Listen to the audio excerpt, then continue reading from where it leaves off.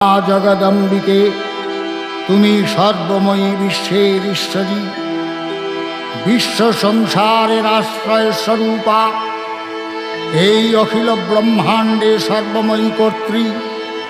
তোমার অন্তরস্থলেই সৃষ্টিকর্তা ব্রহ্মা, সর্বশক্তিমান বিশ্বপাতা বিষ্ণু এবং প্রলয়কর্তা দেবাদিদেব বিরাজমান। তুমি দেবগণের আধার স্বরূপা, দেবতাদের ও পিতৃলোকের পরম তৃপ্তিদায়ক স্বাহা সধা হব্য ও কব্যরূপে প্রকাশমানা।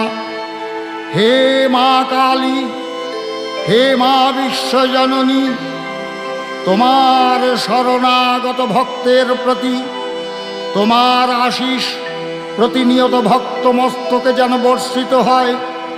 শুধু এইটুকু প্রার্থনা